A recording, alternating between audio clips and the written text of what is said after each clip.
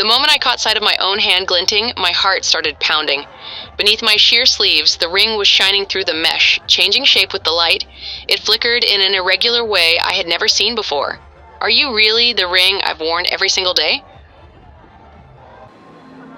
Far from merely being familiar, you'd clung so tightly to my finger that you had worn down the contours at its base and become part of my body. And yet, why are you suddenly wearing the face of a different ring, as though I'm seeing you for the first time? I remembered the root of a similar feeling I'd experienced recently. And then, for some reason, that person's face came to mind. It was exactly the same as back then, when someone I thought I knew so well suddenly showed me an expression I'd never seen before. So this is how they laugh. So this is the look they make when they're serious. The thrill I felt when I realized my ring could sparkle in ways I'd never known was the same feeling I had then. That emotional channel resonated with that moment, and I instinctively thought of them. That was when I first realized I was in love. You know, if my partner were messing around sexually with someone else, that would hurt less than seeing them hold hands with someone, because that means their hearts are connected in a pure way, doesn't it? People say that sexual attraction destroys one's pure bond, but if that's true, then couldn't you also argue that relationships which continue despite a lack of sexual attraction are actually deeper expressions of love than relationships built on desire? And yet nobody says that two lovers being sexually attracted to one another means their love is shallow. Cheating is such a vague word, really. Also, I saw someone saying, men can't put all their feelings into words the way women can, so please understand that they try to communicate through physical touch, which doesn't require words. Honestly, what an insulting thing to say about men. Sure, when you're living as a man, there may be more situations where you're allowed to get away without explaining your feelings compared with women, and of course words alone aren't enough for complete mutual understanding. The problem is when someone gives up on trying to express themselves and instead resorts to physical intimacy while the other person is quietly putting up with it. I think the reason phrases like men express love physically are so popular is because they function as a kind of excuse.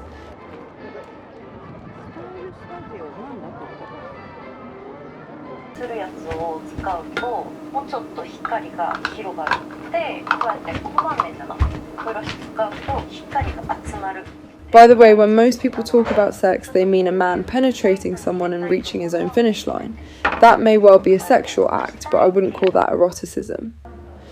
To me, eroticism is wondering, this is how I feel, but what about them? It's observing, learning, and sometimes reflecting.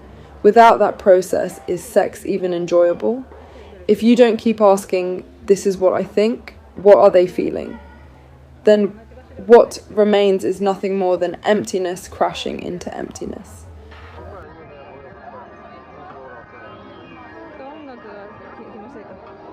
A good man, a good woman, if such people exist, nobody's written down what they are.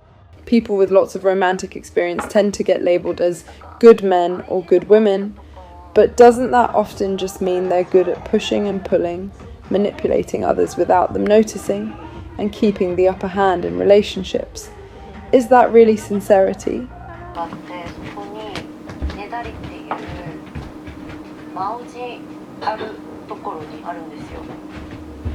When you genuinely think someone is wonderful, don't you almost never feel like telling the world about them? That's why nobody writes about them. Because good men and good women aren't universal categories. They exist only within deeply personal contexts. Even if you try to define them, all you'd end up with are broad qualities like cleanliness or social grace. But possessing those things doesn't earn anyone the title. When we call someone a good man or a good woman, or when we want to become one ourselves, the important thing isn't declaring what, this person is a good man, this person is a good woman. It's more like, I trust this person's actions. Around this person, I don't lose myself.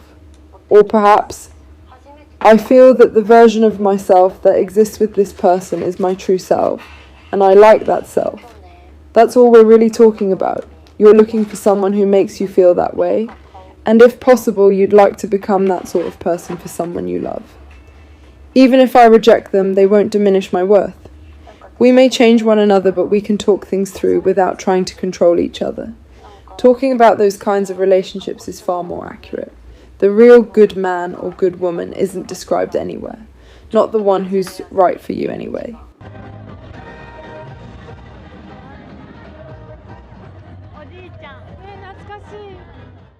It seems I don't really have a concept of heartbreak. No matter how passionately I confess my feelings, most of the time it isn't because I want to possess someone.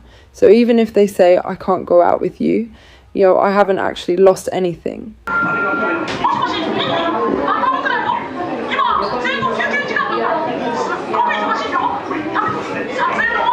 I love you is such a sad phrase. I feel like it's something you can only say when you sense a distance between yourself and someone else. After all, laughing together and sharing experiences already expresses love in itself, and yet we deliberately attach the label of love to it.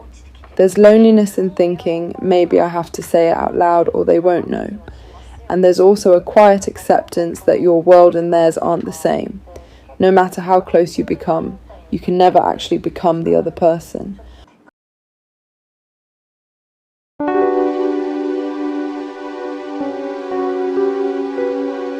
Looking down upon this land, I love the rugged terrain, all of the colors, the grit and dirt. The heat on my skin makes me feel free. The smell of the desert in the air, my heart unravels as I seek peace. Hey.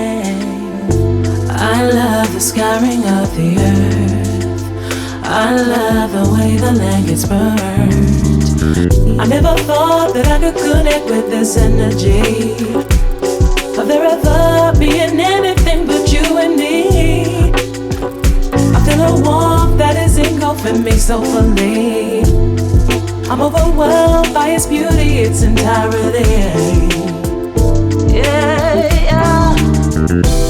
Mind games are messing me up, breaking me down. Don't wanna think about all the things we've been through together. All these changes. I started thinking about all this because I saw a pet bird repeating phrases like I love you and we'll always be together, words its owner had lovingly said to it over and over, and then I remembered saying those exact words at my parents' bedside in hospital when they died. For some reason it made me cry. Am I alright? Am I emotionally unstable? I just found myself thinking that when someone I truly love reaches the end of their life, I'd want to tell them, we'll always be together too. Anyway, what I'm trying to say is this. Trying to understand another person inevitably means confronting the fact that you and they are fundamentally different.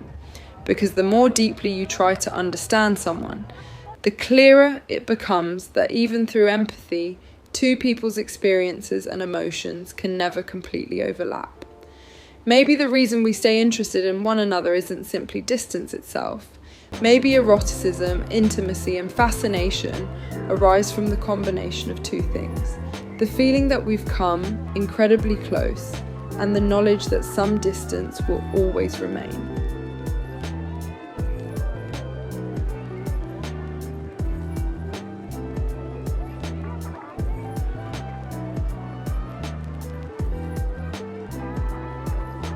And honestly, I think modern ideas about romance idealize things too much.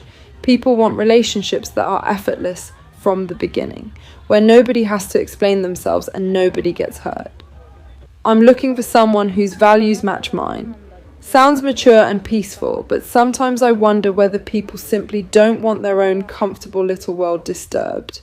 Relationships aren't like finding someone who perfectly fits you. It's more like two people merging into a completely new blob. And yet people imagine that merged version before they've truly understood the other person, or even themselves, and quickly decide, no, I couldn't become that blob with this person. Long-lasting relationships certainly need a sense of safety. But perhaps safety isn't something that's there from the start. Perhaps it emerges only after you've hurt one another, faced each other honestly, broken apart, and somehow remained.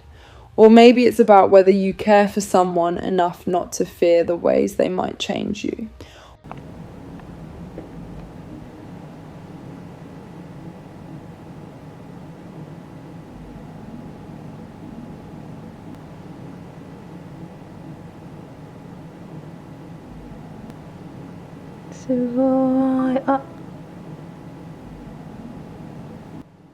What I'm really trying to say is this.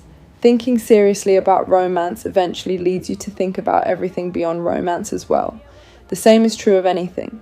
If we genuinely want to think about friendship between men and women, then starting with the category of men and women already misses the point. Because the real issue isn't gender. When people say men and women can't be friends, what they often mean is that sexual attraction changes the distance between people. The question isn't, can men and women be friends? It's, can you stay friends with someone you're attracted to? That applies regardless of gender. Can friendship survive if only one person has romantic feelings? Can people still call themselves friends after they've had sex? None of those are specifically male-female problems. What really matters is attraction, unequal feelings, different understandings of the relationship, and the boundaries people draw. Unless we untangle those things, we'll never find an answer. Because people who talk about friendship between men and women aren't really talking about friendship at all. Most of the time, all they're talking about is whether or not they can control their sexual urges, aren't they? I think this too. When people ask, was this real friendship?